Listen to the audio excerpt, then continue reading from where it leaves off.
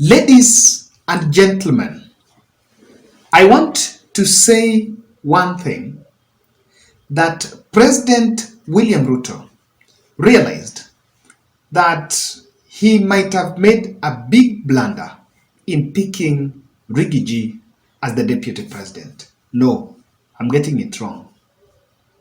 He did not make a blunder, but the coercion to pick Rigathi Gachagua made him pick the Nyeri man. Why am I saying about this? A deputy president is supposed to be a principal assistant to the president of the republic of the country. But in the latest changes that the man from Sugoi has effected in the house at the top of the hill, Ruto has dropped Gachagua for a seasoned civil servant, gentleman politician, the son of Mudamba, Mudavadi. Welcome to the Bold Analysis. I want to take you through the changes and what the roles that Musalia Mudavadi have been given. And from these roles, I can tell you that I was even checking in Twitter, people have already started saying that Rigathi is outrightly rejecting that move. Musalia Mudavadi has emerged as one of the most powerful decision makers in Kenya Kwanza. And the failure or success of Kenya Kwanza depends on Musalia Mudavadi. Those who follow the Bold in Twitter, but then you can follow the Bold in Twitter. I once did a tweet that if Mudavadi is not suppressed, he will have, or rather he has a better chance of impressing. That he will impress if he's not suppressed. Ruto might have seen that tweet and have realized that he has to do that. Kindly subscribe to our channel. I want to take you through the roles that Musalia Mudavadi has been given, and you will see why Gachagua is will be uncomfortable with this. Mudavadi will be in charge of Government Delivery Unit. That was previously known as the Presidential Delivery Unit under President Uhuru Kenyatta. And so this is the unit that makes sure that everything President promises, even those roadside declarations. And that's why I'm telling you that Mudavadi is also going to have a very difficult job to work with Ruto, because Ruto, I listened to when he was in Laikipia, every problem, he seems to have a solution. Be it around construction, Bible school, this and that, everything that someone asks Ruto everywhere, you always have a solution. So Hannah breaks zile we can do this fast and do that. So that's one of the challenges that Mudavadi will have, is that he has a boss that is going to promise everything to anyone, anywhere in the country. So this means that Mudavadi will be directly in charge of implementation of the government projects across the country. That is role number one. Role number two, he has put Amani Congress leader in charge of formulation and execution of government development projects. I'll tell you what that means. I have seen this, and it has really captured my attention. My attention. It's sparking. Musalia Mudavadi will chair the principal secretaries committees and supervise the technical monitoring and evaluation government policies, programs, and projects. Let me tell you, the backbone, the engine, the nuclear of every ministry in government is the permanent secretary, who is now called the principal secretary. For your information, principal secretary is the chief accountant of that ministry. And he is the person that commits resources on behalf of government to different ministries. Let me give you a good understanding. For example, Hustler Fund is under the Ministry of Cooperatives, led by Samson Teligiri. So the person that accounts for the fund will even write the supplementary budget request to the Treasury and formulate what every ministry is doing is the principal secretary. So under principal secretary, you have different state departments. So these different state departments are are headed by different directorates, rather directors. That's how that hierarchy works. So from those, for example, not all the ministries have different have the same number of departments. There are those ministries that have one, that have two departments, others three, like Interior have many. There are those who have those departments that have like two, others three, others. I don't think there is four. I think there is only three, two, and four. Three, two, and maybe one. So that's what we are talking about. So Musalia Mudavadi will be in charge of this. Let me tell you, this is the engine that decides what that ministry is doing. So yesterday, or rather during the weekend at the Naivasha retreat, President Ruto met a delegation of leaders from Laikipia. There are those who wanted land, building of Bible school. Aliwaambia endeni kwa waziri. Akienda kwa waziri, waziri will go to the principal secretary. So it is the principal secretary that will make sure that he aligns his projects and programs with the Kenya Kwanza agenda. So if there is money to build that Bible school in Laikipia, it will be from specific ministry. An example of the one is, I think there was a request for construction of Zit Stadium that we were told go and look for Waziri Ababu Namwamba.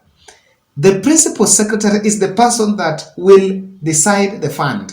So that chief accountant of every ministry is under Musalia Mudavadi.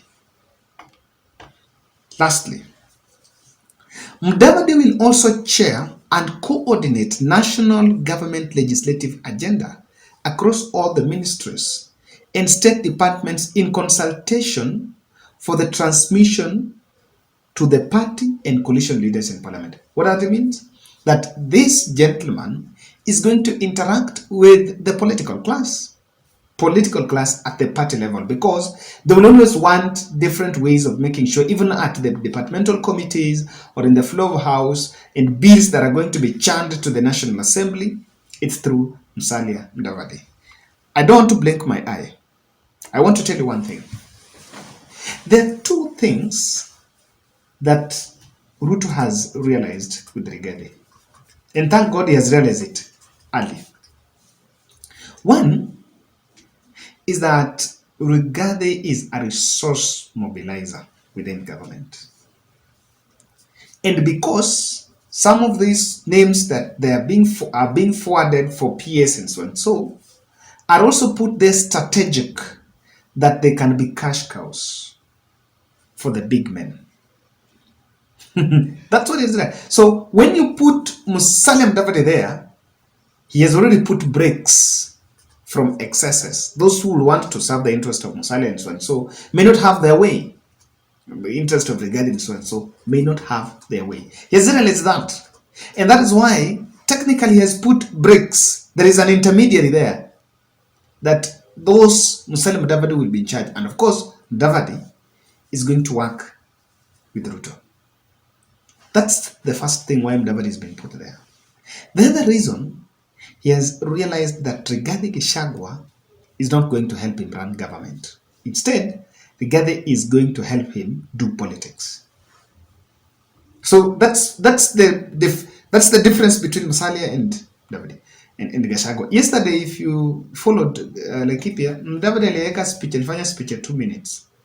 Gachagua came out with the usual choir.